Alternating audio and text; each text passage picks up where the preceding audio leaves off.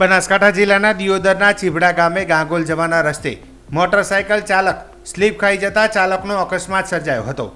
ઈજાગ્રસ્ત ચાલકને 108 દ્વારા દિયોદર રેફરલ હોસ્પિટલ ખાતે સારવાર અપાવ્યા બાદ વધુ સારવારથી પાટણની ધારપુર ખાતે ખસેડવામાં આવ્યો હતો।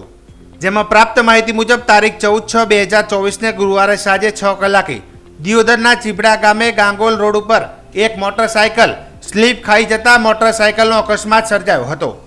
અકસ્માત થતાં જ ઘટના સ્થળે લોકો દોડી આવી 108ને જાણ કરી હતી, જ્યાં 108 દ્વારા યુવકને દિયોદરના રેફરલ હોસ્પિટલ ખાતે ખસેડવામાં આવ્યો હતો।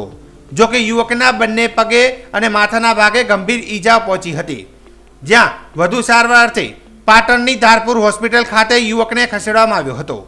યુવક ગોવિંદભાઈ રમેશભાઈ કાળુભાઈ ગરાસિયા, ઉંમર વર્ષ 22 રહે, શામોલી કોટડા, તાલુકો સાવલી, જિલ્લો ઉદયપુર, રાજસ્થાન હોવાનું જાણવા મળ્યું હતું।